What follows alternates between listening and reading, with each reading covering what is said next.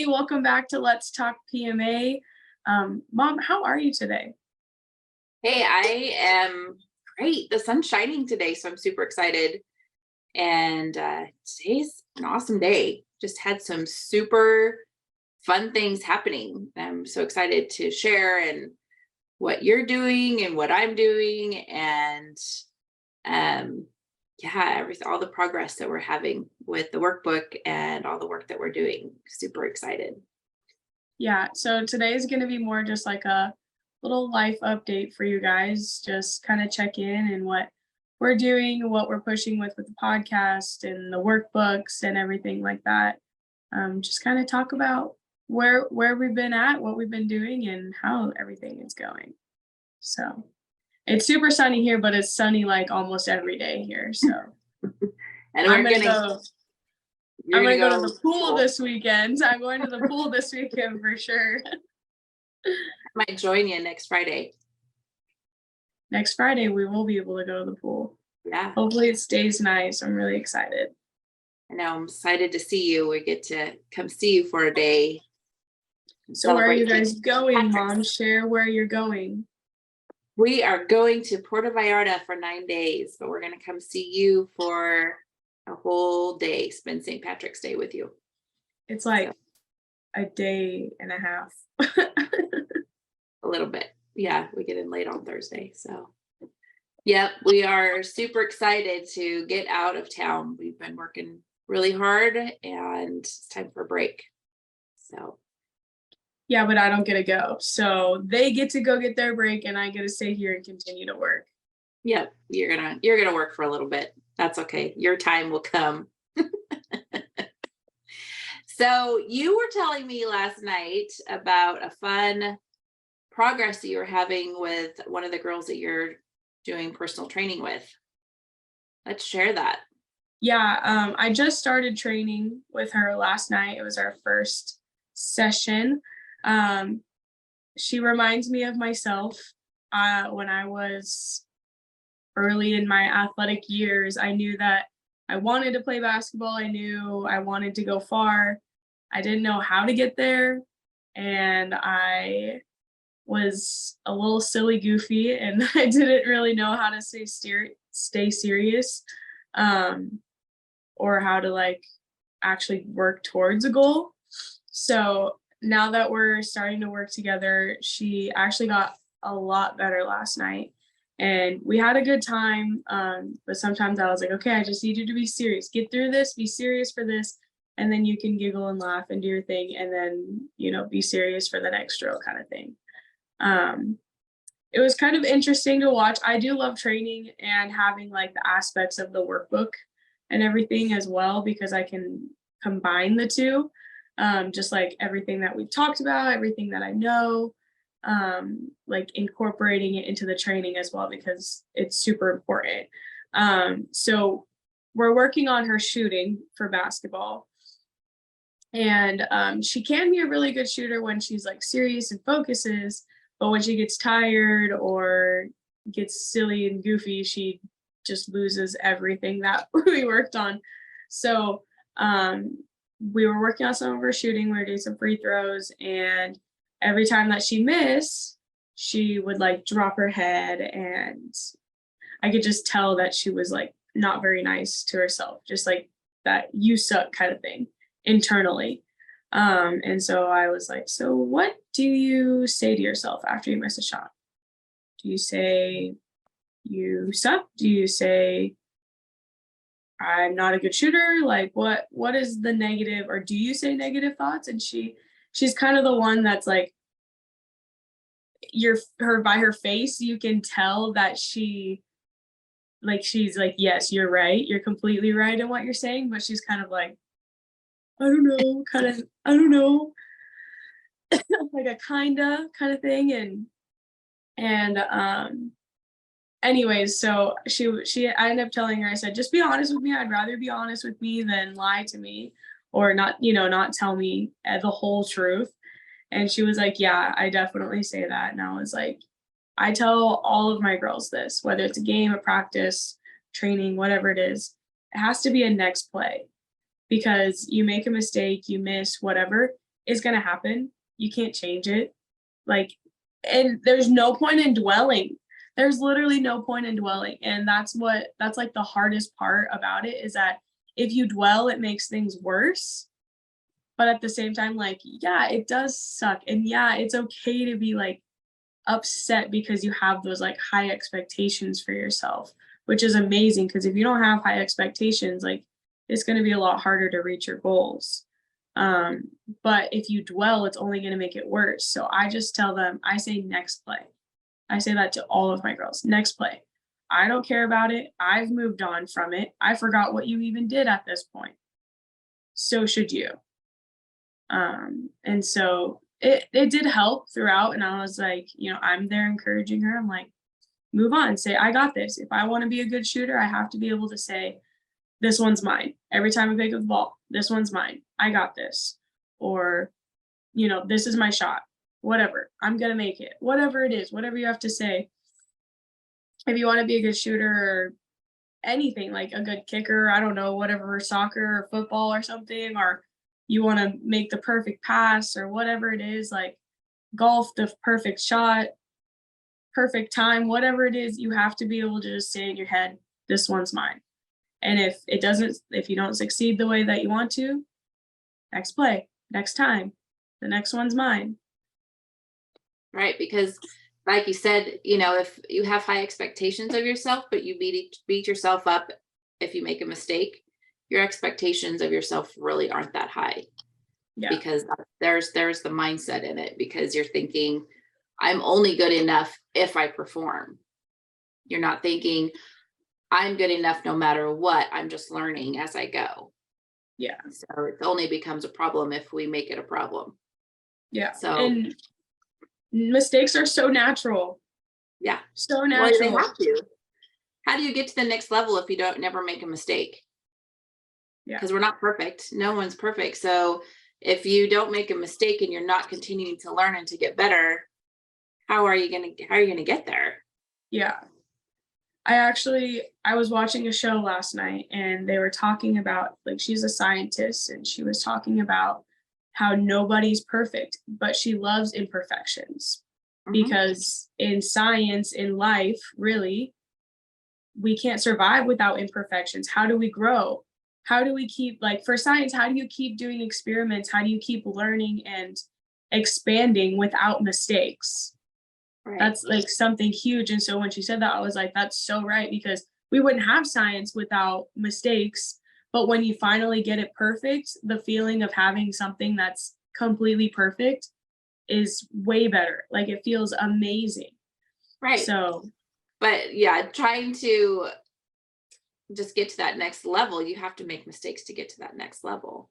And I think it's so easy to get in your head when you're young and you're not taught right away that it's okay, because a lot of times younger kids are brought up thinking they have to be perfect the first time. Well, you're not perfect because you've never done it before, right?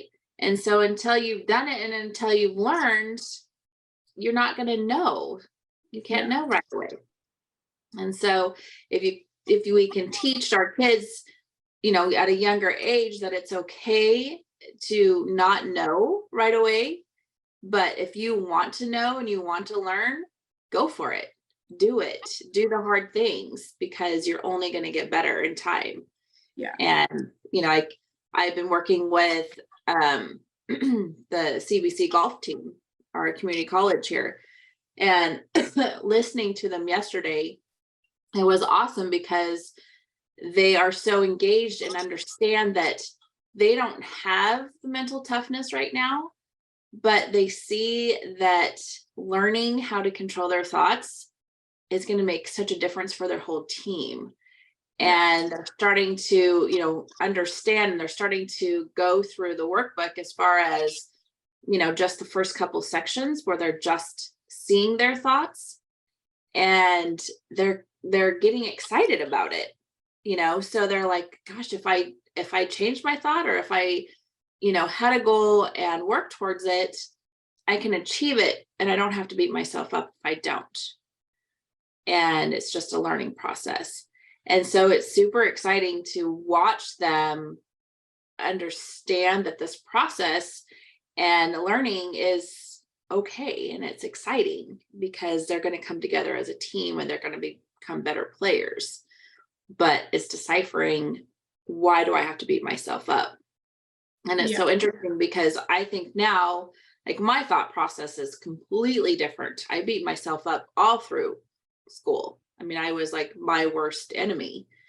And I look back now and think, gosh, why did I do that when I think it's so simple now? If I have a problem, it's not a problem. What do I do to fix it?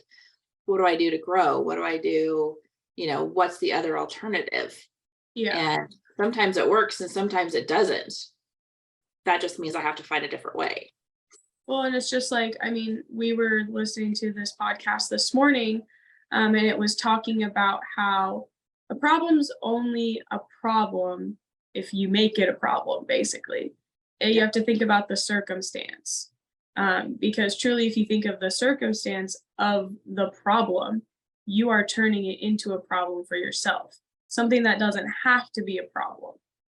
So, and that was a lot of words mixed together, and I don't know if that necessarily makes sense if you just flat out say it. But like, an example that they had used, one that's on the top of my head, was about, okay, let's say your best friend forgot your birthday and didn't tell you happy birthday. Okay, well, you're making this a problem. Yes, that's a problem for you. Okay, I get that. Yeah, that does suck. Your best friend forgot your birthday. But at the same time, what is the circumstance? Is there a reason that they forgot? Is there something else that was going on for them? Why are you making this into a problem instead of just reaching out maybe and just saying, hey, do you want to go out for, dinner for my birthday or something like that? Or reaching out, are you okay? Like, think about the circumstances instead of why it's a problem for you. Mm-hmm. Yep. And a lot of times it comes down to communication. So, that situation, if they don't remember, maybe they didn't remember it's your birthday and maybe they got busy, like you said. Okay. But if I didn't communicate or say, hey, it's my birthday month or it's my birthday week, I'm going to celebrate. You want to come celebrate with me? And then there's, all reminded, or you'll understand why they forgot or what's going on with them. So all of a sudden it's not a problem anymore, like you said. Yeah. So it's like if you got mad that they forgot or they haven't said anything, and then what if you walk into your house and they actually have a surprise party going for you? Right. You know what I mean? So like, you've created this problem for yourself when it didn't need to be a problem. Right. It's really not a problem, but it's a problem because you already made this big story about everything that you think is happening when really it's not. Yeah. It's all in your mind. So it's crazy that way to think of how much trouble we create for ourselves just because of certain thoughts. And a lot of times it comes down to communication. And a lot of times it comes down to, I just didn't talk about it.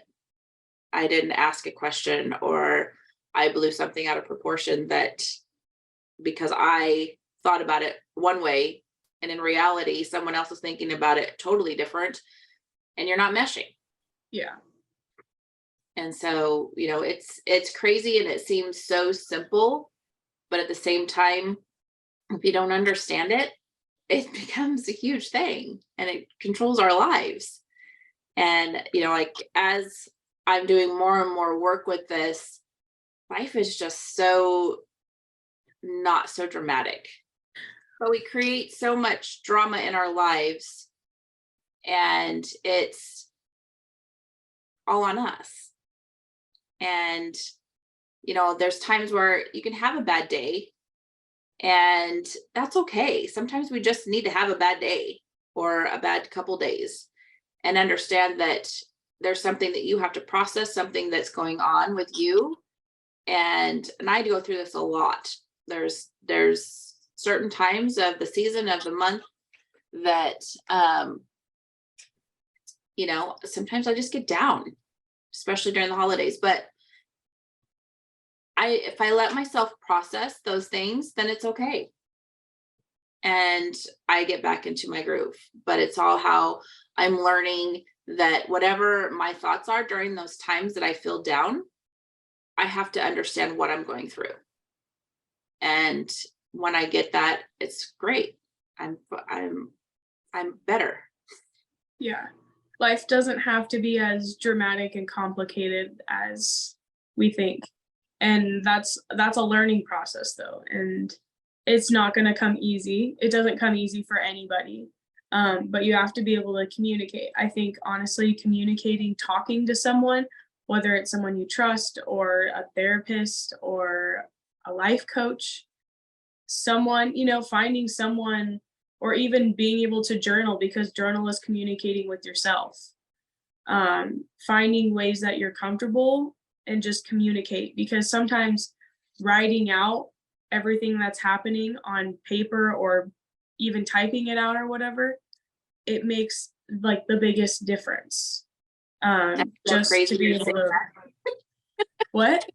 I said that's so crazy that you're saying that because you're always one. I don't like to write very much, but to I say don't journal, but like the times that I have journaled, it like I do feel better afterwards writing it down. I'm not good at it. I'm a talker. I love to talk, so I would much rather talk with it. Like my boyfriend is probably hears way more than he wants to or needs to hear because I talk through everything and sometimes it's just so I can get it out. And it might seem like I'm complaining sometimes and sometimes I'm like I don't mean for this to come off. I just need to get this off my chest. Mhm. And sometimes I don't need him to respond to me. Sometimes I would love feedback. Sometimes he gives the wrong feedback. what you think is wrong feedback, he thinks it's right.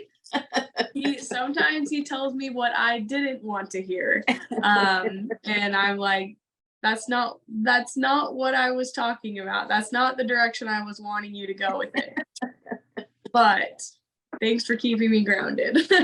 Right? Yeah, I get that grounded all the time. But Yeah. I mean, just being able to talk to someone and before I had him, it was one of my other best friends. I would find someone to just talk to about it. I like to talk. Sure. Yeah. But I think the biggest thing that we're trying to get across is that learning your thoughts and how to recognize them is so important. And it's not easy. It's not easy to learn that. It's not easy because it's so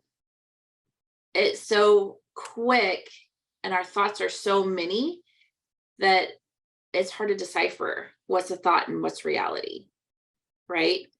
And so how do you what we teach is how to decipher what is truly just your thoughts and what is reality. And once you can start deciphering that, it makes things so much easier and life doesn't seem so terribly hard all the time. Yeah. Yeah. So I want to talk about the workbook. You do. I want to talk about where we're at with the workbook because I think we're doing a killer job. We have how many do we count?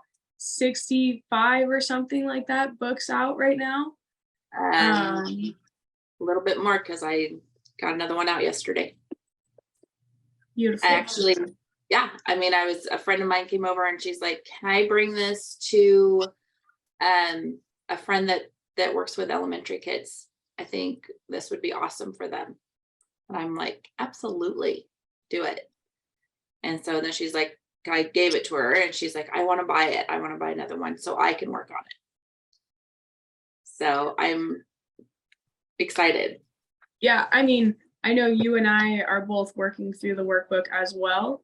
And like you were saying, we're working with a golf team, a college golf team right now. So we are going through the workbook so we can make sure that we have a complete and utter understanding of the entire workbook. Even though we wrote it, we need to work through it ourselves so then we know how to help you guys as best. I have one of my players, she bought one of the books, and then the company that I work for bought 50 of our books.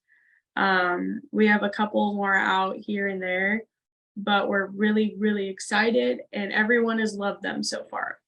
I've been shocked with even with the golf team. I wasn't sure their response on it, and they were like, "This is needed.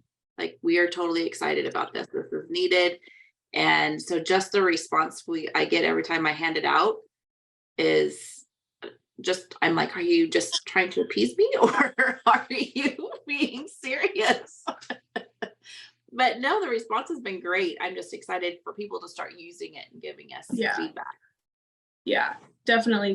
The feedback is the biggest part, getting more people to see it and have feedback for it. We talk about all the time how the workbook and what we're working through is for sports, but at the same time, it's for life. Mhm. Sports, everything you learn in sports, the discipline, the effort, the attitude that you have, the control that you learn, the multitasking, sports teach you life lessons.